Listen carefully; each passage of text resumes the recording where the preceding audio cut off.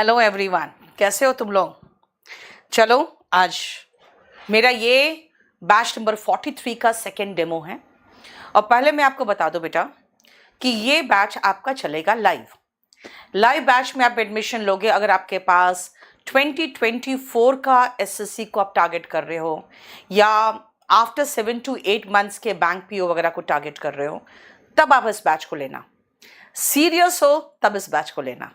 आपको कोई भी भारत का एग्जाम देना है जो ऑब्जेक्टिव एग्जाम है, और किसी भी एग्जाम की बात करूं मैं, चाहे वो अग्निवीर से लेकर एसएससी सीजीएल मेंस तक हो, उसमें bank PO, TGT, PGT, DSSB, CDS, NDA सब कुछ आ जाता है। एसएससी के सारे एग्जाम्स, चाहे वो जीडी हो, एमटीएस हो, सीपीओ हो, सीजीएल हो, सीएचएसएल हो, स्टेनोग्राफर हो, हर तरह के एग्जाम में जो भी ऑब्जेक्टिव एग्जाम है उसके लिए बेटा मेरा इंग्लिश खाली लोगे तो आपका मंडे, वेंसडे, फ्राइडे क्लास चलेगा 6 से 7:30। अभी तो फिलहाल डेमो चल रहा है, इसीलिए आपका 1 घंटा चल रहा है। इसके बाद अगर आप पूरा कंप्लीट बैच लोगे तो बेटा अगर खाली इंग्लिश ले रहे हो तो आपका 2,500 पड़ रहा है। अगर इसके साथ आप पूरा कंप्लीट बैच ले लो, जिसको हम कहेंगे आपका कॉम्बो बैच, ये बैच नंबर 41, उसमें आपको GS, maths, reasoning, English, GS में सारे सब्जेक्ट इंक्लूडिंग कंप्यूटर, इसको चला दो जरा, इंक्लूडिंग कंप्यूटर अगर आपको करना है तो आप कंप्लीट बैच ले लोगे तो आपको सिर्फ 1000 एक्स्ट्रा पे करना है। जिन लोगों ने इंग्लिश ले रखा है, अगर वो कहेंगे तो वो 1000 एक्स्ट्रा पे करके अपना आगे भी कंटिन्यू कर सकते हैं। कोर्स ड्यूरेशन बेटा करीबन 8 महीना तो चल ही जाता है, ठीक है। बाकी इसमें अगर मैं कराऊंगी तो आपको ग्रामर कराऊंगी, इंग्लिश में वोकैबुलरी, कॉम्प्रिहेंशन, सेंटेंस अरेंजमेंट का ट्रिक्स बताऊंगी। उसके बाद पैसेजेस, जिसको कॉम्प्रिहेंशन कहते हो, उसका ट्रिक्स बताऊंगी। यानी सब कुछ मिला के सब कुछ करा देंगे। तो याद रखना, लेकिन पीओ वाले बच्चे बेटा आप ये बैच लेना। पीओ वालों को मैं इसलिए ये बैच कह रही हूँ कि बेटा इसमें तो पूरा तो कंप्लीट मैं कराऊंगी आपको, लेकिन प्रवीण सर आपको पीओ के क्वेश्चन पेपर्स प्रैक्टिस कराएंगे, वो इम्पॉर्टेंट है, ठीक है। क्योंकि अच्छा कुछ बच्चे होते हैं जो कहते हैं हमें लाइव भी चाहिए, हमें वीओडी भी चाहिए, तो आप ये ले लेना। इसमें लाइव भी होगा, 43 हो जाएगा ये लाइव, 42 क्यों लगाए हुए हैं उसको, 43 लाइव हो जाएगा, 32 हो जाएगा आपका वीओडी, और इंग्लिश प्रैक्टिस सेट हो जाएगा, ठीक है। और जो बच्चे एकदम बिल्कुल मूर्ख है बेटा, आप लोग सबसे पहले जाके स्पोकन सही करो। इसका स्पोकन का तो लगा दिए होते, ठीक है, स्पोकन सही करो, क्योंकि spoken learn English in 60 days वाला जो वीओडी है, पहले उसको कर लोगे ना, आपको बहुत क्लैरिटी हो जाएगा। चलो, आप कह रहे हो आप ऑनलाइन नहीं ऑफलाइन, बेटा ऑफलाइन आना है तो आपको मुखर्जी नगर आओगे तो मुझसे पढ़ पाओगे, क्योंकि मैं दूसरे सेंटर्स में नहीं जाती हूँ। नहीं बेटा गौतम, वोकैबुलरी की बुक बहुत मोटी है, इतनी मोटी किताब अगर आप कहोगे मैं पूरा वोकैबुलरी में पढ़ा चुकी हूँ, तो नहीं है। वोकैबुलरी के बैच में ये वोकैब का बुक नहीं है, क्योंकि इतनी मोटी किताब में नहीं पढ़ा सकती, ठीक है। चलो आजा, अब मैं चलती हूँ जो मैं उस दिन आपको पढ़ा रही थी, और आपको मैंने कुछ बेसिक कॉन्सेप्ट्स बताए थे, याद होगा। मैंने आपको capital letter and small letter बताया था। मैंने आपको बताया था कि जो पार्ट्स ऑफ स्पीच है, 9 पार्ट्स ऑफ स्पीच, और उसका कुछ बेसिक कॉन्सेप्ट बताया था। आज मैं आपको लेकर चलती हूं कि अगर मैं इसके आगे की बात करूं तो आप सबसे पहला चैप्टर जो पढ़ोगे वो टेंस पढ़ते हो सबसे पहला, और उस चैप्टर में जब आप जाते हो तो बेटा आपको सेंटेंस का स्ट्रक्चर आना चाहिए। तो हम सीधा, मैंने आपको सेंटेंस के स्ट्रक्चर की बात की थी। मैंने कहा था sentence is a group of words, शब्दों का वो समूह जिसका अर्थ होता है, that gives a meaning, that gives a real sense, है ना।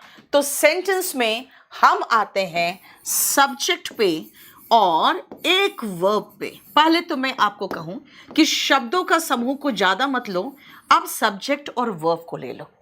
जैसे अगर आपको मैं कहूं कि मैं आपको पढ़ाती हूं, और अगर वर्ब की बात करूं तो पढ़ाती हूं। अगर आप कहोगे भाई यहां पे टीच, और मैं कहूंगी भाई आई टीच। तो आप एक चीज देखो, करने वाला जो करता था, करता, करता मतलब करने वाला, करने वाला ये जो करता है बेटा उसको सब्जेक्ट कहते हैं, और ये जो सब्जेक्ट करता है उस करने की क्रिया को हम वर्ब कहते हैं। करने वाला सब्जेक्ट करता है, और कर्ता जो है वो उसको हम क्रिया कहते हैं, वर्ब कहते हैं। याद रखना बेटा, जब हम कर्ता की बात करते हैं तो याद रखना हिंदी में इसको हम कहते हैं कर्ता, और इसी को इंग्लिश में कहते हैं सब्जेक्ट। और वर्ब का मतलब होता है वही क्रिया, वही अवस्था की बात हम कर रहे हैं। जो वर्ब आपको मैं कहूंगी अब कि बेटा आपको याद करना पड़ेगा। कैसे, ध्यान से सुनना। दीपक, अगर फ्लिपकार्ट में ले सकते हो तो सिर्फ डेकोमार्ट से, और किसी से मत लेना। फ्लिपकार्ट में सारे चोर भरे हुए हैं वहां पे, और फ्लिपकार्ट भी इस चोरी को प्रमोट करता है। फ्लिपकार्ट भी इंडिया में बहुत धड़ल्ले से इंडिया में कॉपीराइट का वायलेशन होता है, जिसमें सारे बड़े कंपनी शामिल है इंक्लूडिंग फ्लिपकार्ट। इसीलिए फ्लिपकार्ट पर मैं केस करने जा रही थी, तब तक उन लोगों ने बातचीत शुरू किया। अब वो बातचीत करना फिर बंद कर चुके हैं। तो वो बेसिकली क्या है ना, जितने भी चोर उचक्के हैं वो जो कहते हैं ना रिबॉक नहीं रिबुक ही सही, तो रिबुक भी बेच रहे हैं रिबॉक के नाम पर। तो वैसे ही वो फर्जी किताबें भी बेचते हैं। अगर आप फ्लिपकार्ट पे खरीदोगे तो सिर्फ डेकोमार्ट से खरीदना, ठीक है। आ जाओ, सुनो ध्यान से। अब आप पूछोगे मैम सब्जेक्ट क्या है, मैं कहूँ कि करता। बोलोगे भाई करता क्या है, तो जैसे मैं कहूँ अच्छा टीच, पढ़ाना, कौन पढ़ाता है कौन पढ़ाता है, कौन का जवाब होता है सब्जेक्ट। यानी सब्जेक्ट जब आप पूछोगे तो कहोगे भाई कौन पढ़ाता है, मैं कहूंगी आई टीच, टीचर्स टीच। यानी कि करने वाला जो करता है बेटा, सेंटेंस की शुरुआत वहीं से होगी। आप क्लोज टेस्ट बोलो या पैसेज बोलो या कुछ भी बोलो, आधे सेंटेंसेस आपको एक्टिव वॉइस में दिखेंगे। तो मैं आपको बता दूं, जब आप एक्टिव वॉइस की बात करते हो ना, एक्टिव वॉइस, तो एक्टिव वॉइस की शुरुआत ही सब्जेक्ट से होती है, और यही सब्जेक्ट किसी क्रिया को करता है, यानी वर्ब को करता है। देखो एरो दिख रहा है आपको सब्जेक्ट करता है, किसको करता है, वर्ब को, यानी सब्जेक्ट करता है वर्ब को। मैं करता है नहीं लिख रही हूं क्योंकि है से तो टेंस पता चल जाएगा, है ना। करता है, करता था, है ना वो सब।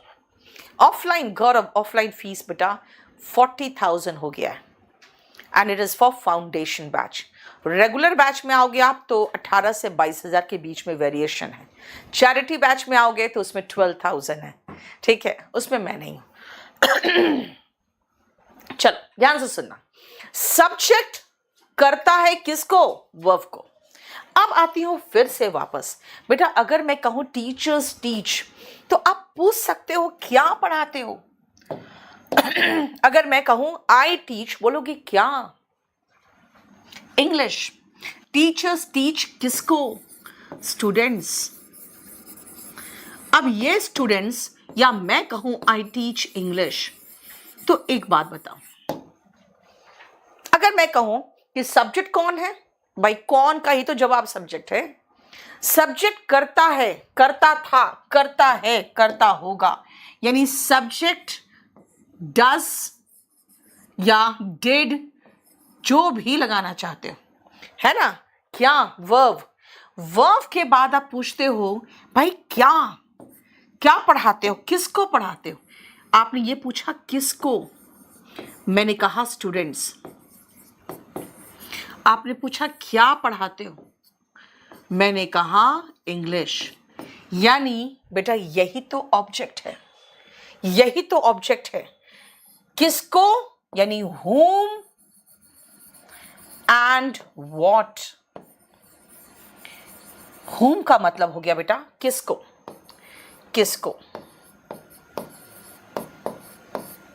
और what का मतलब हो गया क्या।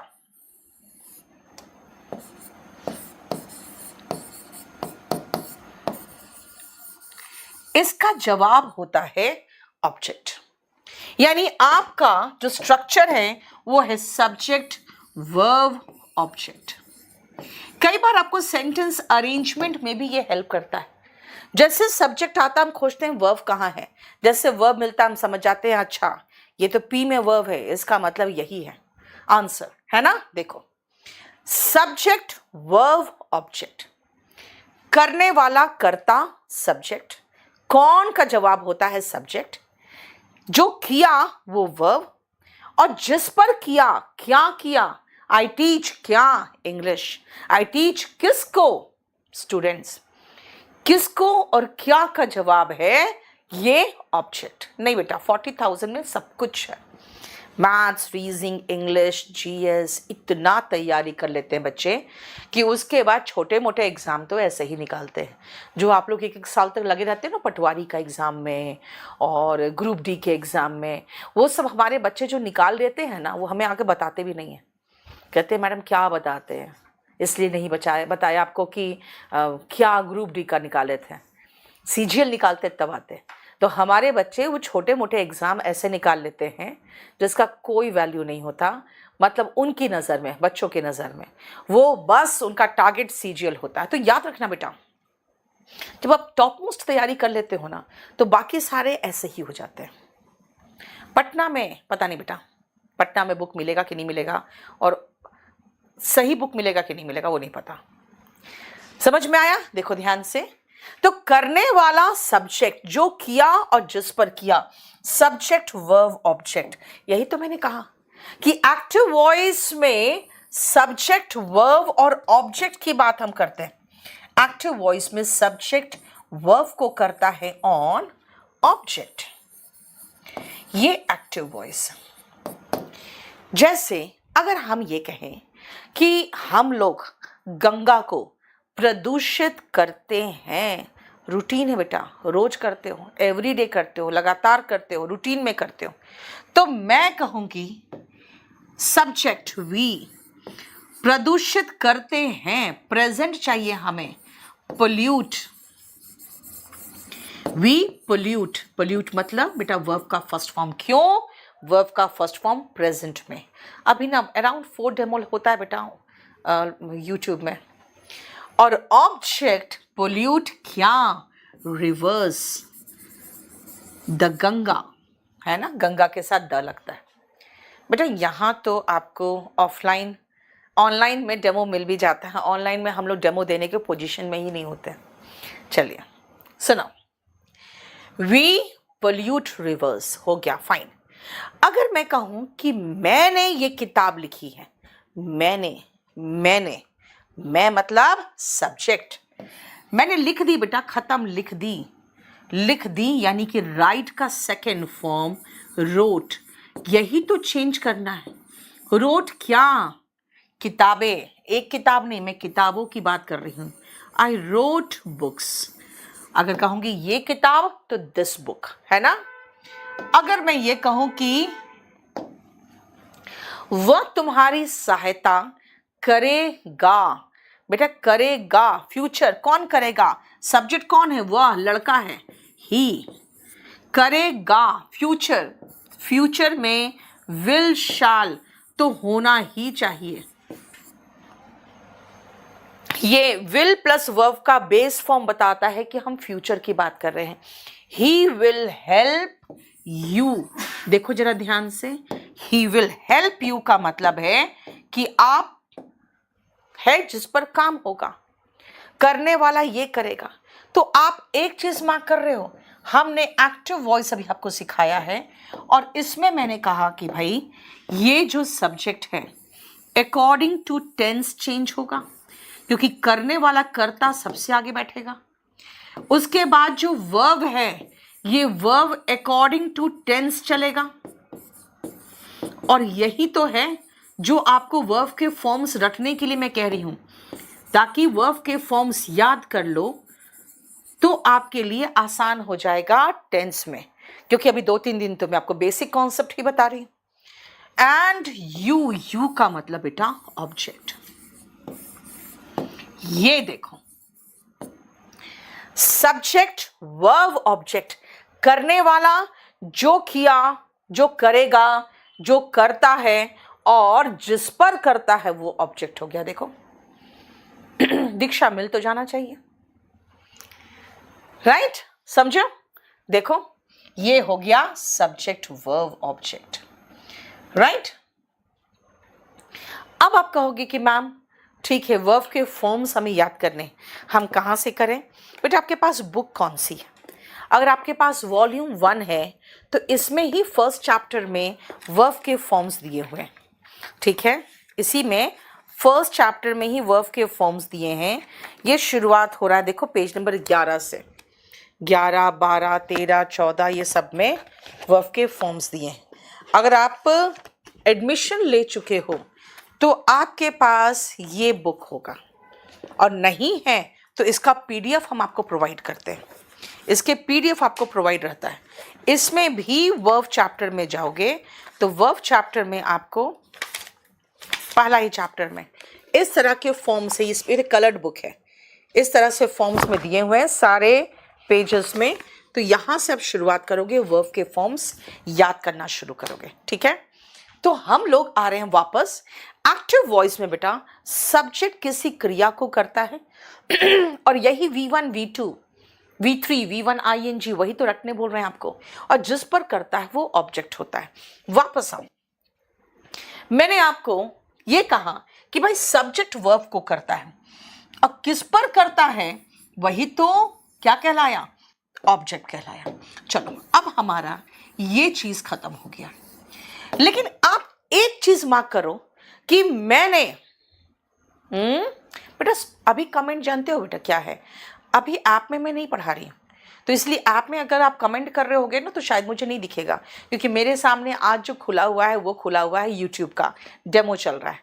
आप टेंशन मत लो, 4 क्लास के बाद सिर्फ आपके ही कमेंट्स दिखेंगे। स्पोकन इंग्लिश कैसे सीखे? बेटा लर्न इंग्लिश इन 60 डेज वाला VOD ले लो, उसमें बहुत बढ़िया से मैंने सिर्फ और सिर्फ स्पोकन इंग्लिश ही कराया है, बिल्कुल ट्रांसलेशन से इसका पूरा किया है, ठीक है?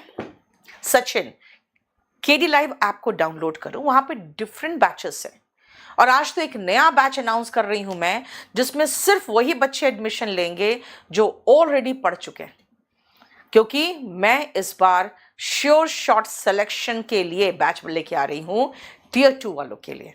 तो वो आज रात में मैं अनाउंस करूंगी। चलिए ये देख लिया आपने। अब सुनो, ये मैंने कहा कि भाई सब्जेक्ट कौन है? टीचर्स। आप कहोगे मैम टीचर्स कौन है? मैं कहूंगी पता है, जो पढ़ाते हैं ना उसको नाम दिया गया है सब्जेक्ट, पढ़ाने वाले को नाम दिया गया है सब्जेक्ट।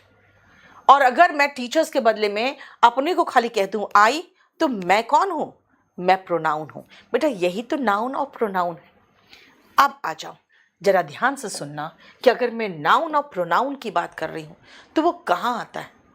और रिमेंबर, आपको नाउन और प्रोनाउन पहचानना आना चाहिए, क्योंकि आप आ जाती हूं मैं CDS के एग्जाम में। CDS में 10 क्वेश्चन सिर्फ आता है आइडेंटिफाइंग पार्ट्स ऑफ स्पीच से। बोलोगे मैम हम तो SSC में, हमें क्या मतलब है? बेटा आपके लिए भी जरूरी है, क्योंकि जब आप क्लोज टेस्ट करते हो तो कई बार ऐसा होता है कि सब्जेक्ट है, यानी कि करने वाला करता है, और आप पहचान नहीं रहे हो कि भाई यहाँ पे एडवर्ब नहीं, यहाँ पर नाउन आएगा। तो आपको भी ये सारी चीजें जानना जरूरी है। तो हम एक एक करके अब चलते हैं, नाउन क्या है, कहां आता है और ये क्या है। बोलोगे आप तो बता चुके हो पिछले क्लास में कि इसको नेमिंग वर्ड कहते हैं। ओके, मैंने नेमिंग वर्ड तक बताया है, बस और कुछ नहीं बताया है ना? तो चलिए अब मैं आपको बताती हूं कि नाउन क्या है। सबसे पहले आ जाओ, नाउन में कुछ सेंटेंसेस देखो।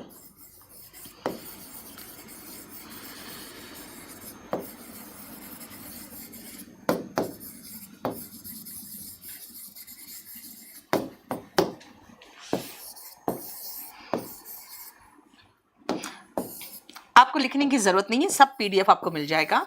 लिखना चाहते हो तो एक एक लाइन छोड़ के लिखना।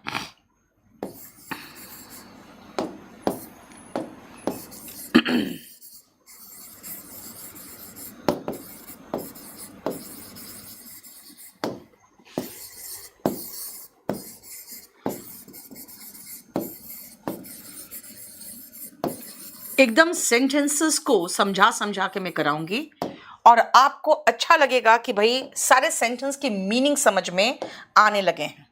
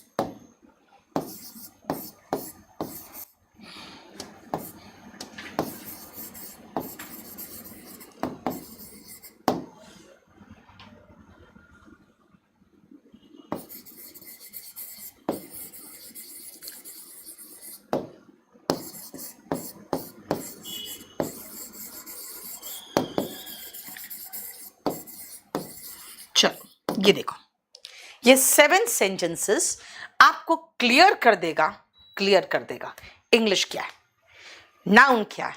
और बेटा मैं इसीलिए आपको कह रही हूं कि ये सब कुछ इंपॉर्टेंट है, क्योंकि जब मैं टेंस में उतरूंगी ना तो मैं कभी कहूंगी ये देखो नाउन है, ये एडजेक्टिव है, ये देखो वर्ब है ना, यहाँ पे एडवर्ब आएगा, आप कहोगे मैम ये एडवर्ब क्या है, ये एडजेक्टिव क्या है। तो मैं उसको थोड़ा सा बेसिक कॉन्सेप्ट बता दूं तो सारा क्लियर हो जाएगा, है ना। चलिए देखिए ध्यान से, सबसे पहले आ जाओ, टीचर्स टीच स्टूडेंट्स। बेटा ये सब्जेक्ट है, करने वाला कर्ता को हम सब्जेक्ट कह रहे थे, ये वर्ब है और स्टूडेंट्स ऑब्जेक्ट है। अब सुनो, और मैंने सबसे पहले आपको क्या कहा था, नाउन क्या है, नेमिंग वर्ड, नाम बताने वाले शब्द को नाउन कहते हैं। और अगर मैं कहूं पढ़ाने वाले को नाम दिया गया है टीचर, अब पढ़ने वाले को नाम दिया गया है स्टूडेंट, तो पढ़ाने वाला टीचर, पढ़ने वाला स्टूडेंट, इसका मतलब नाउन है। तो पहला पॉइंट आ गया, कहां आता है नाउन, सब्जेक्ट और ऑब्जेक्ट के प्लेस पर, है ना। सब्जेक्ट और ऑब्जेक्ट के प्लेस पर नाउन आता है। दिस मीन्स सबसे पहला पॉइंट मैं यही लिख दूं कि नाउन तो नेमिंग वर्ड है, आता कहां है, comes in place of subject and object. Subject और ऑब्जेक्ट के प्लेस पर नाउन का प्रयोग होता है। हिंदी मीडियम वाले अगर चाहो तो हिंदी में लिख सकते हो, आप नोट्स खुद बनाना चाहो तो मैं जो बोलूंगी वही हिंदी में लिख लेना। सब्जेक्ट और ऑब्जेक्ट के प्लेस पर नाउन आता है। लेकिन मैं आपको एक चीज समझाऊं, आप इस पीडीएफ को देखो, मेरी बात सुनो और लिखो मत ज्यादा, पहले आप अंडरस्टैंडिंग पावर बढ़ाओ। मैं चाहती हूं आप इंग्लिश को इंग्लिश में समझो, धीरे धीरे हो जाएगा। मैं आपको छोटी सी कहानी सुनाती हूँ। हमारा एक स्टूडेंट गया था जापानीज सीखने के लिए, तो उसने मुझे कहा कि मैम, मैंने अपने टीचर को बार बार एक ही चीज कहा कि आप जापानीज सिखा रहे हो तो उसको कोई तो भाषा से रिलेट करो ताकि हमें समझ में आए। आप एक काम करो, आप इंग्लिश में ही एक्सप्लेन कर दो, जो भी समझाते हो उसको इंग्लिश में एक्सप्लेन कर दो। और उन्हें सीधा मना कर दिया। और इसका कहना था कि मैम वो ऐसा कोई कोचिंग सेंटर तो था नहीं जहाँ पे मैं जाके सीधा अपने बातें रखता और ज़बरदस्ती करता, वो तो एक एम्बेसी का क्लास चल रहा था तो मैंने जाके ज्वाइन किया था। तो टीचर ने सीधा मना कर दिया। उसने कहा बहुत इरिटेशन होता था, कुछ समझ में आता नहीं था। और वो सब कुछ बताती थी और सब कुछ एक्सप्लेन करती थी, बहुत अच्छा पिक्टोरियल रिप्रेजेंटेशन से साथ एक्सप्लेन करती थी, लेकिन हिंदी इंग्लिश कुछ भी यूज़ नहीं करती थी। तो इसने कहा कि मैम कुछ दिन तक मुझे बहुत इरिटेशन हुआ, लेकिन बाद में समझ में आ गया कि बुक को, वो अपनी भाषा में बताया कि बुक को जापानीज़ में ये कहते हैं, उसके बाद खोलने को जापानीज़ में ये कहते हैं, कॉपी को जापानीज़ में ये कहते हैं। तो उसने कहा कि मैम बाद में क्या हुआ ना कि हम लोग वो वर्ड पकड़ने लगे। अच्छा, बुक बोल का जो जापानीज वर्ड है उसने जैसे बोला तो बुक निकालते थे, फिर वो जैसे कॉपी तो हम समझ गए थे ये वर्ड का मतलब कॉपी होता है, जैसे वो बोलती थी वैसे हम वो निकालते थे। तो बस खाली वो वर्ड पकड़ने लगे। फिर धीरे धीरे महसूस होने लगा, अच्छा ये कह रही है कि अपनी कॉपी निकालो, अपनी बुक निकालो। और फिर बोला उसने धीरे धीरे, मैम जो वो बोलती थी धीरे धीरे समझ में आने लगा, और हमें लगता है उन्होंने उसको जो इंग्लिश या हिंदी में हमें एक्सप्लेन नहीं किया, ज़्यादा अच्छा हुआ, क्योंकि उसके बाद हम ज़्यादा अटेंशन के साथ सुनते थे, क्योंकि हमें वो वर्ड पकड़ना पड़ता था कि क्या बोलना चाहती हो। इंग्लिश भी यही चीज़ है बेटा। मैं जब क्लास में कोशिश करती हूँ कि इंग्लिश में बच्चों को बताना चाहूँ, तो करीबन 10-15 लड़के आ जाते हैं, नहीं मैम आप हिंदी में बताइए, अच्छे समझ में आता है। अगेन देखो, हम लोग क्या कर रहे हैं, हम लोग आपके अकॉर्डिंग चलना चाहते हैं, क्योंकि हमें आपसे ही, हमारे जो भी हम लोग काम कर रहे हैं, आपसे सब कुछ मिल रहा है। लेकिन सही मायने में देखा जाए तो अगर इंग्लिश को इंग्लिश में समझोगे ना तो ज़्यादा अच्छा होगा। इसीलिए मैंने एक जो चैनल बनाया है ना, spoken English by Neetu Singh, आप उस चैनल को ज्वाइन कर लो टेलीग्राम पे। वहाँ पे मैं स्टोरीज वगैरह शेयर करती हूँ, तो कुछ कुछ अपने लिटरेचर के बारे में, अपने धर्म के बारे में भी आपको नॉलेज होता जाएगा, और जब आप रीडिंग करोगे ना तो आपकी इंग्लिश भी अच्छी होती जाएगी। उसमें बहुत बढ़िया बढ़िया स्टोरीज है, चाहे इंग्लिश लिटरेचर का हो, चाहे अपने ग्रंथों का हो। तो प्लीज़ यही चीज़ मैं आपको समझा रही हूँ कि अगर आप कहोगे ma'am comes in place of subject and object, उसको हिंदी में लिखो, तो मैं बोल दे रही हूँ।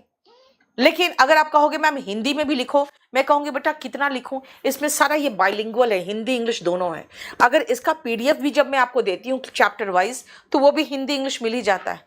इसीलिए मैं सब कुछ हिंदी इंग्लिश में लिखने की ज़रूरत नहीं है ना। अब आओ ध्यान से समझना, मैंने अभी आपको कहा comes in place of subject and object, कौन? नाउन। अच्छा, नाउन है क्या भाई? नाम बताने वाला वर्ड, कोई भी वर्ड जो नाउन बताए, ओरिजिनल है या कॉपी, उसका पता कैसे चलेगा बेटा? उसमें जो क्यूआर कोड है वो काम करेगा तो वो ओरिजिनल है, ठीक है। आप जब उसको छुओगे तो महसूस होगा पेपर्स अच्छे हैं, उसके जो पेपर है वो अच्छे हैं, पेपर में एकदम वाइट आपको दिखेगा, पेपर थोड़ा अच्छा प्रिंट दिखेगा, है ना, तो समझ जाना केडी कैंपस का। चलिए आ जाओ। अब सब्जेक्ट के प्लेस पर नाउन आया बेटा, लेकिन अगर मैं कहूँ आई, तो आई मैंने अपने नाम के बदले में लिखा है, यानी सब्जेक्ट के प्लेस में और ऑब्जेक्ट के प्लेस में कौन आता है? Comes in place of subject and object, कौन बेटा? Noun and pronoun. भाई क्यों? प्रोनाउन कहाँ से आ गया यार? इसीलिए आ गया प्रोनाउन, क्योंकि जहां पर नाउन आता है वहां पे प्रोनाउन आ सकता है। अभी कहा था ना पिछले क्लास में, pronoun comes in place of noun, तो वही तो है, देखो, राइट। अब आती हूं मैं कि ठीक है, आई लगा दिया, ये प्रोनाउन है। अभी प्रोनाउन में देखोगे मात्र 7 प्रोनाउन है ना? He, she, it, I, we, they, you, बस। अभी रुको, अब आ जाओ। आई बॉट क्या, क्या, क्या का जवाब तो ऑब्जेक्ट था, क्या और किसको का जवाब ऑब्जेक्ट था। अब ऑब्जेक्ट के प्लेस पे ये क्या है? बोलो कि नाउन है। क्यों?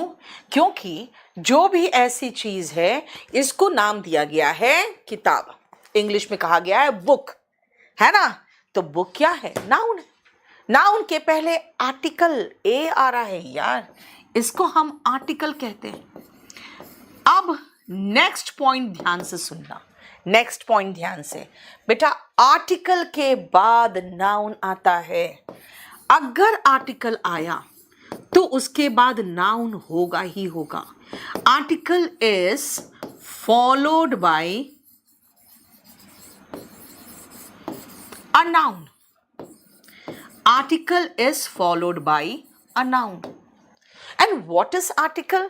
बेटा आर्टिकल में आप ए पढ़ोगे, एन पढ़ोगे, और एक और आर्टिकल होता है definite article the.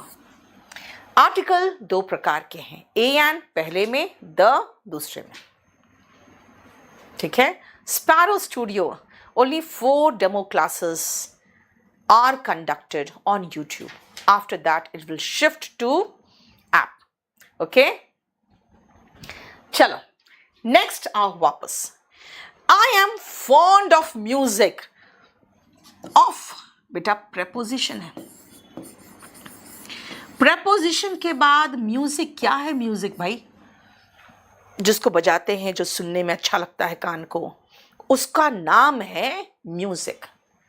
I understand, I like, I love, क्या ऑब्जेक्ट के रूप में म्यूजिक। तो मैंने यहां कहा I am fond of music. Preposition के बाद क्या आता है? प्रेपोजिशन के बाद भी नाउन आता है। लेकिन याद रखना, आप प्रेपोजिशन इज फॉलोड, प्रेपोजिशन के बाद क्या आता है? बाय नाउन, प्रोनाउन, और तीसरा एक और लिखना, जेरेंड। अब ये जेरेंड क्या है बाद में बताऊंगी मैं। पहले मैंने क्या कहा? प्रेपोजिशन है, ओके। प्रेपोजिशन के बाद क्या आएगा? नाउन। नाउन नहीं हुआ तो कोई बात नहीं, नाउन की जगह पे प्रोनाउन भी तो आता है। लेकिन बेटा आर्टिकल के बाद प्रोनाउन नहीं आता, हर जगह नहीं होता। हर जगह पे मेरे जगह, अगर मान लो मैं कहूँगी अच्छा ठीक है मेरे जगह पे मेरा स्टाफ आ जाएगा, तो क्या वो हर जगह मुझे रिप्रेजेंट कर लेगा? नहीं ना। तो वही तो, कुछ जगह प्रोनाउन नहीं जा सकता, जैसे आर्टिकल के बाद प्रोनाउन नहीं आता, सिर्फ नाउन आता। लेकिन प्रेपोजिशन कहता है भाई नाउन नहीं है तो कोई बात नहीं, प्रोनाउन लगा दो। नाउन और प्रोनाउन दोनों नहीं है तो जेरेंड है, उसी को डाल दो। फिर जेरेंड क्या है? तो वो जेरेंड वर्ब का आईएनजी फॉर्म होता है, वो बाद में बताएंगे। चलो वापस देखो। अब अगर मैं कहूं कि भाई यहां पे वर्ब कहां है? बेटा ये वर्ब है, ड्रिंकिंग। लो, जेरेंड का नाम लिए, जेरेंड आ गया, ये है जेरेंड। आप कहोगे मैम अभी तो आपने कहा था भाई ये सब्जेक्ट है, जिसके बारे में बात हो रही है, जिसके लिए सब वर्ब आ रहा है, वो तो सब्जेक्ट है। कोई बात नहीं, मैं कहाँ मना कर रही हूँ सब्जेक्ट नहीं है। बेटा सब्जेक्ट के प्लेस पे नाउन आया था, सब्जेक्ट के ही प्लेस पर प्रोनाउन आया था, तो सब्जेक्ट के ही प्लेस पर जेरेंड आएगा। यस आ गया। तो व्हाट इज जेरेंड? बेटा gerund is V1 ing। Okay, होता क्या है? V1 ing तो है, होता क्या है? ये नाउन होता है, वर्क्स एज नाउन। ये होता तो है नाउन का काम करने वाला, लेकिन वर्ब का ing फॉर्म है। काम क्या करता है? नाउन का। फॉर्म क्या है? V1 ing, वर्ब का ing फॉर्म। ओके, फिर काम किस चीज का करता है? बेटा नाउन का काम करता है। V1 ing जो नाउन का काम करता है, तो फिर नाउन है तो कहां कहां आ सकता है? लगा लो सब्जेक्ट के प्लेस पे, ऑब्जेक्ट के प्लेस पर। I prohibit smoking, subject verb object, smoking object के प्लेस पे आ गया। यहां मैं कह रही हूं कि शराब पीना, ड्रिंकिंग, स्मोकिंग नहीं ड्रिंकिंग, हेल्थ के लिए, आपकी सेहत के लिए नुकसानदेह है, तो सब्जेक्ट के प्लेस पे जेरेंड लगा दिया। जेरेंड क्या है? ऑफ कोर्स अगर सब्जेक्ट के प्लेस पर आया है तो नाउन या प्रोनाउन होगा। आप कहोगे मैम प्रोनाउन कैसे हो गया? प्रोनाउन तो आपको खाली कहा आपने he, she, it, I, we, they, you, बस। तो बाकी तो बच गया क्या? तो बाकी तो बच गया नाउन, राइट? अरे बाबा, फिर से बारिश शुरू हो गई क्या? ये लो, दिल्ली में बारिश रुक ही नहीं रही है क्या? अभी 2-3 दिन से बारिश नहीं हो रही थी, हमें लगा भाई सब पानी सब खत्म, अभी फिर से बारिश शुरू हुई है, देखना तो। चलो आजा सुनो। Drinking is injurious. बेटा ड्रिंकिंग जेरेंड है, जेरेंड के बाद ये वर्ब आया है ना, इसका मतलब ये नाउन के प्लेस पर है। नेक्स्ट आओ, टू अर्न हिज ह्यूमन। भाई ये फिर से वर्ब था, ये फिर से सब्जेक्ट था, सब्जेक्ट के प्लेस पे नाउन लगाना था, प्रोनाउन लगाना था, ये क्या लगाया? टू प्लस अर क्या होता है? बेटा इसका मतलब है गलती करना, इंसानी फितरत है, ह्यूमन है, इंसानी है। माफ करना, टू फॉरगिव, डिवाइन है, ईश्वर तुल्य है। गलती करना इंसानी फितरत है, लेकिन अगर आप माफ कर दो भाई अब तो भगवान हो गए। वरना बाकी लोग क्या करते हैं, जो इंसान होते हैं जान से मार देंगे, काट देंगे, है ना, मर जाए वो, राइट? फीलिंग आती है ना जब काट के आपका निकल जाती है तो, है ना, मर जाए वो, क्या है, क्योंकि आप चिड़े रहते हो। नहीं, आप कहोगे जाने दो कोई बात नहीं, राइट? तब तो आप ईश्वर तुल्य हो गए, फिर तो आप भगवान बन गए। फॉरगिव करना तो डिवाइन होता है। देखो जरा ध्यान से, देखो ध्यान से आप। सबसे पहले मैंने कहा preposition is followed by noun, pronoun और जेरेंड। जेरेंड क्या है? तो मैंने कहा जेरेंड भाई नाउन है। फिर नाउन कहां आता है? फिर वापस चले गए, नाउन कहां आता है? Place of subject and object. तो फिर ये क्या है भाई, इसको कहते हैं इन्फिनेटिव। याद रखना, जेरेंड जो मैंने अभी आपको बताया, जेरेंड यानी कि V1 ING and infinitive, infinitive 2 plus verb का बेस फॉर्म। BF का मतलब बॉयफ्रेंड नहीं बेटा, यहाँ पे बेस फॉर्म, राइट। ये क्या है बेटा, नाउन है। और अगर नाउन है तो क्या है भाई, come in place of subject and object, और क्या होगा, है ना। जेरेंड और इन्फिनेटिव वर्ब के फॉर्म से, लेकिन वो है तो नाउन। देखो, इसलिए वापस आओ, जो मैंने कहा टू और ये सब्जेक्ट के प्लेस पर है, ये 2 प्लस वर्ब का बेस फॉर्म है। याद रखना, BF यहां पर लगा रही हूं, मैं लिख दे रही हूं वर्ब का, जब भी मैं ये लिखूं समझ जाना, वर्ब का बेस फॉर्म। अब पूछोगे बेस फॉर्म क्या है, तो बेटा ये प्योरेस्ट फॉर्म है और इसी से सारे फॉर्म्स बनते हैं। शांति बेटा, आपका एडमिशन हो गया, बैच में शो नहीं हो रहा है। आप थोड़ी देर के बाद आप लोग कॉल कर लो 9555108888 पर, ठीक है, 9555108888 पर, ठीक है। सुनो मेरी बात, आप जो कह रहे हो बेटा, अगर आप ये कह रहे हो कमरुद्दीन बेटा आप कॉल तो कर लो 9555108888 पे, मैंने सारा व्हाट्सएप के सारे मैसेजेस कॉपी पेस्ट मार के भेज दिया था। अगर आपके पास कॉल नहीं आया तो एक बार कॉल कर लो 9555108888 पर, ठीक है। चलो अब सुनो, मैंने क्या कहा कि टू और इज अगर वर्ब है तो ये टू और क्या है बेटा, ये इन्फिनेटिव है, 2 प्लस वर्ब का base form infinitive. This is my house, देखो माई बताता है कि माई क्या, मेरा क्या। वर्ब के बाद आप पूछ रहे हो क्या, ये सब्जेक्ट कॉम्प्लीमेंट है। अगर मैं कहूं दिस इज, आप कहोगे दिस इज क्या, कंप्लीट नहीं हो रहा। इस सब्जेक्ट को कंप्लीट करने के लिए आपको बोलना पड़ेगा माई हाउस। आप कहोगे मैम हाउस का मतलब नाउन है, क्योंकि कोई मकान है उसको कोई चीज को नाम दिया गया है हाउस, तो नाम मतलब नाउन। ओके फाइन, ये नाउन है, तो फिर ये क्या है बताना। बेस्ट क्या है, जल्दी बताओ तो, जल्दी, बेस्ट क्या है। हाउस अगर नाउन है तो बेस्ट क्या है बेटा। तारीफ सरकार, सबसे पहले तो वॉल्यूम 1 आपके पास होना ही चाहिए, ये तो होना ही चाहिए। और इस बैच में मैं पूरा ये बुक कराऊंगी, ठीक है। जल्दी, क्या है बेस्ट, कौन सा पार्ट ऑफ स्पीच है, जल्दी बताना। रमन कह रहा है नाउन, बोलो, रमन ने नाउन कहा है। बेस्ट क्या है, वर्ब है। स्केटर कह रहा है वर्ब। स्पोकन की बुक ऑर्डर करने के लिए बेटा केडी पब्लिकेशन से ऑर्डर करो। आदित्य ने कहा है एडजेक्टिव, स्नाइपर मैन ने कहा है डिग्री, हाँ सुपरलेटिव डिग्री हो जाता है ना।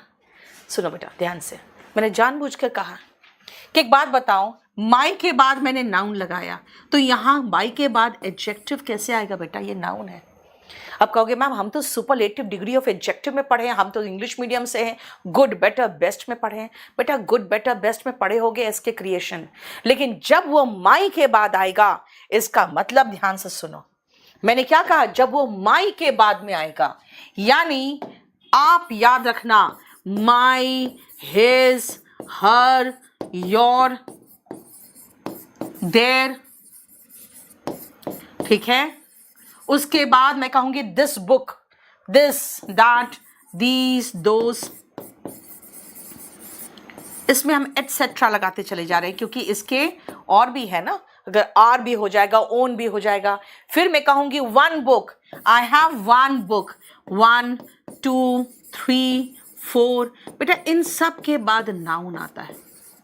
अब आप कहोगे ये क्या पढ़ा रहे हो आप, आई हैव सेवरल, क्या several, I have several books, I have many books, I have no book, I have much work, I have a few friends। ये सारे बेटे ये जो भी है ना, अगर इसको पूरा कंप्लीट लिस्ट देखना है तो आप देख लो डेटरमिनर चैप्टर में जाके, डेटरमिनर के अंदर तो आर्टिकल भी आता है। डेटरमिनर कहता है भाई मेरे बाद एक नाउन होगा, विदाउट नाउन मेरा कोई मीनिंग ही नहीं निकलता है। ऐसा कैसे? सुनो, ऐसा कैसे, ऐसा कैसे मैं आपको समझाती हूं। सबसे पहले इसी सेंटेंस में देखो, अगर मैं कहूं this is my, this is my, बोलोगे दिस इज माई क्या? ये मेरा क्या? I have many, I have many क्या? I did much, I did much क्या? I did much work. Okay, अब समझ में आया। दिस इज माई हाउस, अच्छा अब समझ में आया। आई हैव अ क्या? I have a pen. Okay, अब समझ में आया। यानी जब आप डेटरमिनर के बाद नाउन लगाते हो ना, तब वो मीनिंगफुल होता है। इसलिए याद रखना, जब भी कोई ऐसा वर्ड दिखाई दे जिसके बाद आपको नाउन की जरूरत महसूस होती ही होती है, तो बेटा वो डेटरमिनर कहलाता है। ठीक है? और ये डेटरमिनर चैप्टर अलग है, इसलिए अगर अभी आप परेशान मत होना। नाउन अलग है, प्रेपोजिशन, जेरेंड, आर्टिकल, ये सारे चैप्टर्स, इन्फिनेटिव, डेटरमिनर, ये सब अलग अलग है। अभी हम सिर्फ आपको बेसिक कॉन्सेप्ट बताएं कि भाई नाउन क्या है। नेमिंग वर्ड कहाँ आता है? सब्जेक्ट ऑब्जेक्ट के प्लेस पर। ओके, और कहाँ आता है? आर्टिकल के बाद और प्रेपोजिशन के बाद। ओके, V1 ING अगर आ गया तो कहाँ? नाउन के प्लेस पर, तो वो जेरेंड है, नाउन ही है। ओके, 2+ वर्ब का बेस फॉर्म आ गया तो सब्जेक्ट के प्लेस पर। ओके, कोई बात नहीं, वो भी नाउन है, वो इन्फिनिटिव कहलाता है। अच्छा, आई हैव मैनी बुक्स, बुक्स क्या है? नाउन है। तो मैनी क्या है? भाई मैनी डेटरमिनर है। क्यों? क्योंकि आई हैव मैनी से कोई मतलब नहीं निकलता है जब तक आप बुक्स नहीं लगाते हो। तो मैनी डेटरमिनर इसीलिए है क्योंकि इसके बाद नाउन आना चाहिए, बस यही है। समझ में आ गया नाउन का बेसिक कॉन्सेप्ट? अगर आप कहोगे मैम ये तो बहुत छोटा सा कॉन्सेप्ट है, बेटा बहुत बड़ा चैप्टर है नाउन, बहुत बड़ा, बाद में करेंगे। ठीक है? और ये अभी मैं आपको बेसिक कॉन्सेप्ट बता रही हूं, समझ में आया? ये आपका नाउन का बेसिक कॉन्सेप्ट है। अब चले हम आगे, बोलो समझ में आया? पहले यस बोलो, फिर आगे बढ़ेंगे, क्योंकि मैं आज आपको सिर्फ बेसिक चीजें करा रही हूं, बेसिक चीजें, थोड़ा थोड़ा, ज्यादा नहीं। सब कोई ध्यान से सुनो, यहां जो समझा रही हूं, आपस में बातचीत बिल्कुल नहीं, ठीक है? गेमिंग बेटा 2500 है आपके बैच का रेट। अब देख लो कौन सा बैच ले रहे हो, उसके अकॉर्डिंग अलग अलग का अलग अलग है। चलो अब आती हूं नेक्स्ट, प्रोनाउन।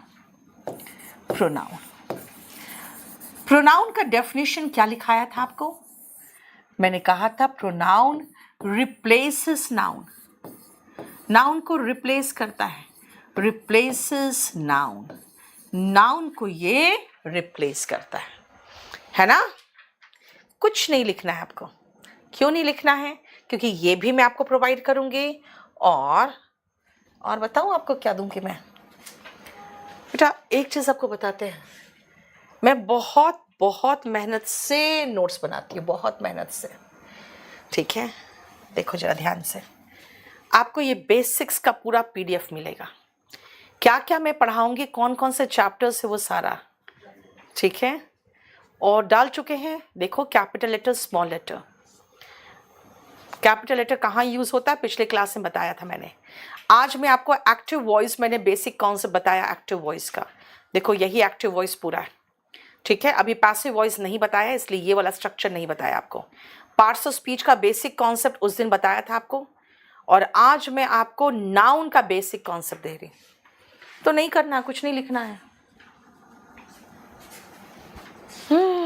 PDF डेस्कटॉप पे नहीं आया है, देख लो जरा ध्यान से उसका क्या है। मनी मैटर बेटा, हम स्पोकन का अब मैं कोई न्यू बैच नहीं ला रही हूँ, अब उसी बैच को इम्प्रूव करते रहते हैं। जो बैच चल रहा है ना, जो आपका लर्न इंग्लिश इन 60 डेज, उसी को इम्प्रूव करते हैं, उसमें एक और चैप्टर डालूंगी मैं। ठीक है, सुनो ध्यान से। अब मैंने कहा प्रोनाउन, अभी मैंने कहा था आपको आई टीच इंग्लिश। अगर मैं कहूं आई टीच उस लड़के को, तो हिम लगा रही हूं। बेटा ये था सब्जेक्ट, टीच वर्ब था, और ये था ऑब्जेक्ट। याद रखना, वर्ब के पहले जो आता है ना, यानी सब्जेक्ट के प्लेस पर, उसको हम कहते हैं नॉमिनेटिव केस। केस वर्ड इसलिए लगाया हुआ है क्योंकि नॉमिनेटिव नाउन भी होता है ना, इसीलिए। क्लियर?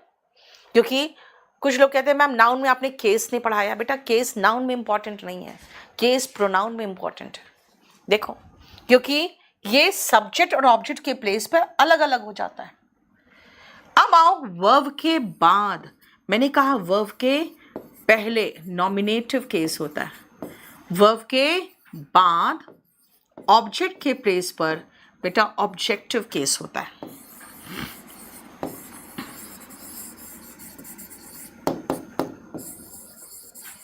ऑब्जेक्टिव केस होता है, ये ध्यान दीजिए। प्रोनाउन रिप्लेस करता है नाउन को, और नाउन के प्लेस पर कौन कौन आएगा? Subject and object. Okay, noun के प्लेस पर प्रोनाउन आता है तो वो कहां कहां आ सकता है? ऑफ कोर्स जहां जहां नाउन आ सकता है, सब्जेक्ट और ऑब्जेक्ट के प्लेस पर। नॉमिनेटिव केस, नॉमिनेटिव केस क्या है? देखो तो जरा ध्यान से। He, she, it, I, we, they and you, ये है सब्जेक्ट के प्लेस पे आने वाला। तो फिर यही वर्ब के बाद आएगा तो क्या हो जाएगा?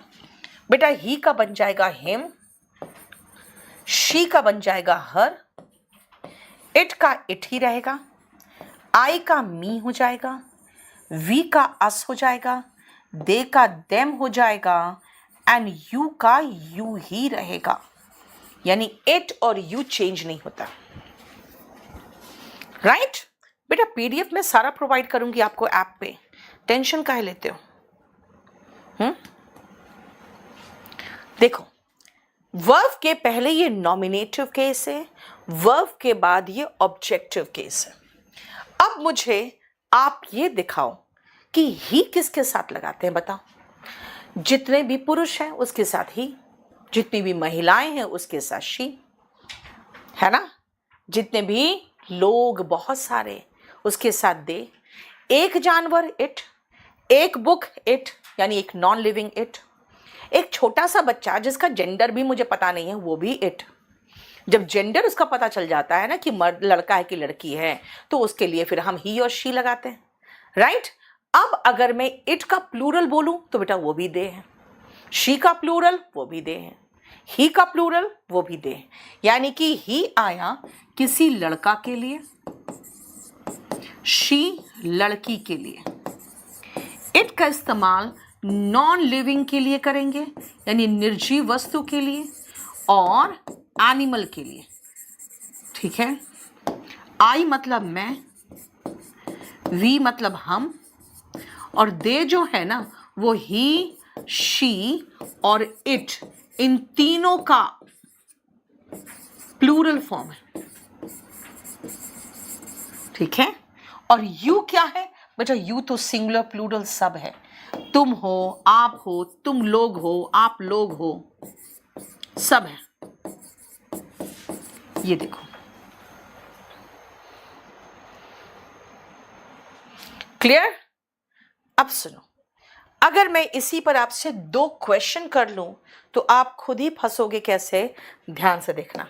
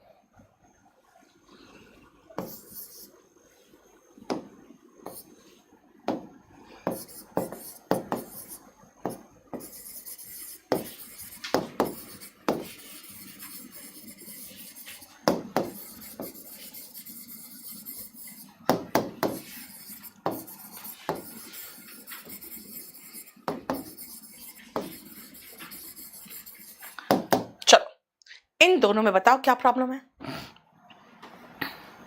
आप लोग सोनू, ज्ञानपद, ये सब बातें बंद करो यहाँ पे, ठीक है? आप लोग अपने बीच में बातें बंद करो। चलो जल्दी बताओ।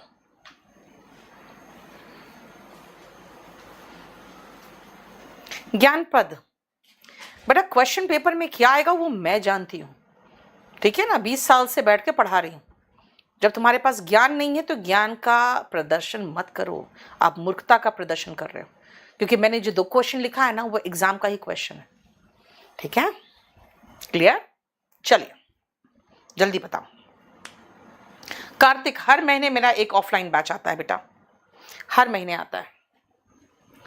The company was declared bankrupt and they couldn't pay back the loan amount. The company was declared bankrupt and they, बेटा दे यहां पे कैसे आएगा?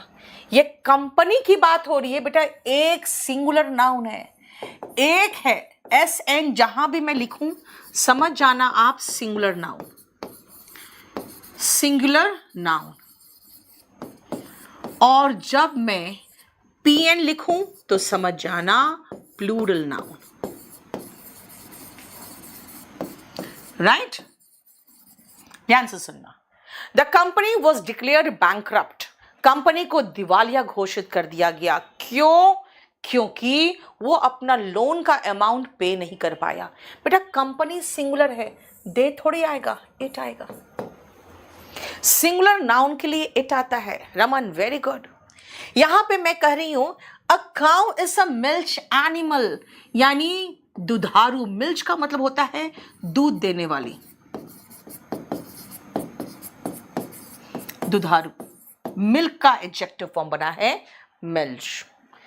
एनिमल, शी, बेटा एनिमल की बात हो रही है, शी नहीं। नॉन लिविंग और एनिमल के लिए हम इट लगाते हैं। इट गिव्स अस मिल्क, यानी you need to use the proper pronoun. कई बार नाउन सिंगुलर होगा, प्रोनाउन प्लूरल दे देगा। नाउन नॉन लिविंग और एनिमल है, प्रोनाउन कुछ और दे दिया। तो बेटा आपको इस्तेमाल सही करना है, सही नाउन एंड के लिए जो नाउन दिया है उसके लिए सही प्रोनाउन। अब देखो एक और एग्जाम्पल, नॉमिनेटिव केस और ऑब्जेक्टिव केस के हिसाब से मैं क्वेश्चन दूंगी और इसको समझना।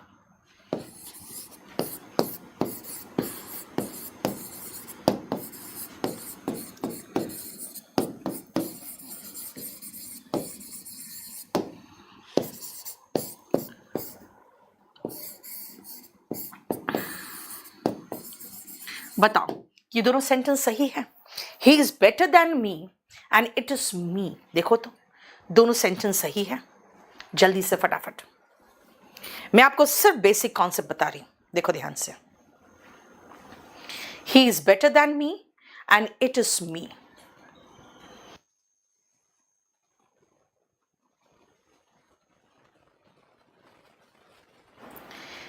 सुनो ध्यान से बेटा, ही इज बेटर दैन, बेटा उसका कंपैरिजन मेरे से हो रहा है, तो उस लड़के का कंपैरिजन मेरे से हो रहा है, वो मेरे पर कोई काम नहीं कर रहा है।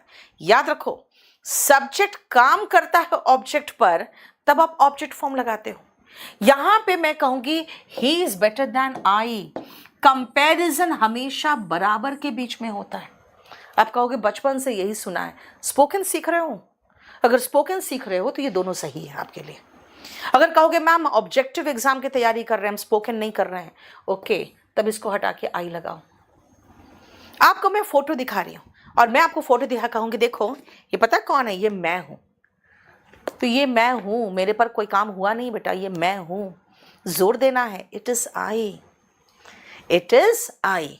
अगर कहोगे मैम इट्स मी, तो चलता है, आराम से चलता है स्पोकन में। Wren and Martin, Michael Swan, Norman Lewis, सब ने कहा बिल्कुल सही है, it is me. It is I over correct है, एक्सट्रीमली फॉर्मल है, मत करो। लेकिन हमें कहाँ पढ़ रहे हैं हम? इंडिया में। और एग्जाम कौन सा देना है हमें? भाई एग्जाम देना है यहाँ के कमीशंस के, चाहे वो पीओ का हो, चाहे एसएससी का हो, किसी भी कमीशन का एग्जाम। वो बोलता है इट इज मी, गलत है, क्योंकि इट कोई सब्जेक्ट किसी वर्ब इज को किसी मी पर नहीं किया है। ये मैं हूं, ये बोल रही हूं, तो इट इज आई होगा। समझ में आया? यानी ये दोनों स्पोकन के हिसाब से बिल्कुल सही लिखा था। लेकिन जब आप कंपैरिजन कर रहे हो बेटा, तो सब्जेक्ट को सब्जेक्ट से कंपेयर करो। यानी कंपैरिजन बेटा ही का शी से होगा, ही का कंपैरिजन हर से नहीं होगा, इट का कंपैरिजन मी से नहीं होगा, इट का कंपैरिजन आई से होगा, वी का कंपैरिजन ही से होगा, वी का कंपैरिजन हिम से नहीं हो सकता। कंपैरिजन बिटवीन इक्वल्स, बराबर के बीच में कंपैरिजन होता है। जैसे आपके पापा शादी भी कराते हैं बराबर के बीच में, है ना, कहते भाई अपने जात की होनी चाहिए, अपने धर्म की होनी चाहिए, अपने लेवल की होनी चाहिए, बहुत पैसे वाली मत ले आना, नहीं तो नखरे दिखाएगी। यानी वो कंपैरिजन करते हैं बिटवीन इक्वल्स। तो इसी को तो कहते हैं पैरेललिज्म। एक चैप्टर है पैरेललिज्म, वो हम बाद में करेंगे। पैरेललिज्म भी याद रखना एक चैप्टर है। तो ये जो मैं आपको समझा रही हूं, मैं ये कह रही हूं बेटा, प्रोनाउन किसके लिए क्या आता है? He, she, it, I, we, they, you. देख लिया आपने किसके लिए आता है। सब्जेक्ट के पहले तो इनका प्रयोग होता है, सब्जेक्ट के वर्ब के बाद, वर्ब के पहले तो सब्जेक्ट के प्लेस पे he, she, it, I, we, they, you. और अगर वर्ब के बाद का इस्तेमाल करोगे तो him, her, it, me, us, them और यू होगा। लेकिन हर जगह पे ये चक्कर मत चलाना कि भाई देखो मैम आपने कहा था वर्ब के बाद तो मी लगा दिया, ठीक है, ये वर्ब के बाद भी तो मी होना चाहिए। नहीं बेटा, यहाँ पे मैं कह रही हूँ वह मुझसे बेहतर है, कंपैरिजन कर रही हूँ तो सब्जेक्ट का कंपैरिजन सब्जेक्ट से करूँगी। और ये मैं हूँ बेटा, मैं कोई ऑब्जेक्ट थोड़ी हूँ, ठीक है। प्रोनाउन एंड नाउन का बेसिक कॉन्सेप्ट मैंने आपको बताया। याद रखना ये सब चीजें आपको बिल्कुल हाथ का लिखा हुआ भी पूरा कंप्लीट मिल जाएगा। लेकिन अगर आप कहोगे कि भाई अगर कि कैसे करना है तैयारी, तो बेटा मैं आपको तैयारी के लिए एक चीज बता दूं आपको। तैयारी करना है आपको तो प्रॉपर तरीके से कोई एक बैच ले लो और उसके बाद आपको फिर इधर उधर घूमना नहीं पड़ेगा। अगर आप कहोगे कि नहीं भाई हमारे पास पैसे नहीं हैं, तो आपको हमारे इसी चैनल पे इंग्लिश बाय नीतू मैम में गोल्डन रूल्स में मैंने बहुत कुछ बेसिक चीज़ें करा दी है। अगर आप कहोगे मुझे कुछ नहीं आता, एकदम गोल हूँ, तो बेटा लर्न इंग्लिश इन 60 डेज वाला कर लेना, बैच ले लेना। पहले आप 60 डेज यानी 60 VODs में वहाँ पे बहुत अच्छे से आपका कॉन्सेप्ट क्लियर हो जाएगा। और मैं उसमें ट्रांसलेशन करा के एक पूरा स्पोकन का बुक ही पढ़ा देती हूँ आपको अच्छे से। इसके पीछे बहुत सारे जो डेली यूज़ के वोकैब है वो है, तो वो भी याद करते रहोगे। उसके बाद अगर आप कहोगे कि भाई अगर मैं इंग्लिश ले रहा हूं तो कितना पड़ेगा, बेटा 2500 पड़ेगा। अगर आप इंग्लिश के साथ साथ सब कुछ ले लोगे तो आपको सिर्फ 3500 में सब कुछ मिल जाएगा। Reasoning, maths, English, GS, computer, सब कुछ मिल जाता है उसमें। और ये याद रखना आपको बैच नंबर 41 लोगे जो लेटेस्ट है। और अगर आप कहोगे नहीं मेरे पास उतना समय नहीं है, तो ठीक है, आप उतना समय नहीं है तो आप VOD ले लो 32 वाला, वो अलग से भी है। कहोगे नहीं मुझे लाइव भी पढ़ना है तो ये ले लो, जिसमें आपको प्रैक्टिस सेट भी मिल जाएगा, आराम से सब कुछ मिल जाएगा, ठीक है। याद रखना हम लोग DSSB का भी बैच शुरू कर चुके हैं बेटा, बहुत बढ़िया बैच शुरू किए हैं। सिर्फ इसके लिए अलग से टीचर है, कंप्लीट सेट ऑफ टीचर्स बिल्कुल अलग है। और उसमें इंग्लिश, मेरा भी इंग्लिश है जिसमें मैं आपको लाइव टेस्ट पेपर्स कराती हूँ और वीडियो कोर्स भी इसमें मेरा मौजूद है, ठीक है। आप जो मैं डेमो करा रही हूँ आज, ये बैच नंबर 43 का डेमो है। तो मेरी मुलाकात आपसे होगी ट्यूसडे, थर्सडे और सैटरडे को। आज सैटरडे है तो अब आपकी मुलाकात मेरे से ट्यूसडे को होगी।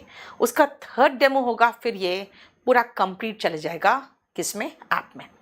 वो कैप की शीट ऐप पर सब डल चुकी है पुष्पिंदर, जितने पुराने बैचेस उसमें और जितने भी नए बैचेस है उसमें सब में आपको मैं PDF A4 साइज में प्रोवाइड कर दूंगी, ठीक है। सुहानी, सिर्फ कंप्यूटर की क्लासेस कितनी, मैंने कहा ना बेटा, KD लाइव ऐप को डाउनलोड करो और उसको पूरा अच्छे से आप देखो, आपको सब कुछ वहाँ मिल जाएगा, ठीक है। और मेरी कोशिश यही बेटा कि मैं अच्छे से अच्छा तैयारी कराऊं आपको। हाँ, स्पोकन की क्लास बहुत दिनों से नहीं ले पा रही हूँ क्योंकि अभी CTET का भी क्लास हो जा रहा है, DSSB का भी हो जा रहा है। रात में मुझे टेस्ट पेपर्स भी कराना पड़ रहा है अभी, क्योंकि एग्ज़ाम आ चुके हैं, है ना, 13 तारीख से एग्ज़ाम शुरू हो गया। तो इसीलिए थोड़ा सा सब कुछ मिलजुल के हो गया। मैं कोशिश करूंगी कि आपको प्रॉपर तरीके से स्पोकन भी कराना शुरू कर दूंगी। चलिए, thank you so much. Next class में आपको मुलाकात मैं करूंगी ट्यूसडे को, ठीक है? तब तक के लिए अपना ख्याल रखिए। Thank you so much.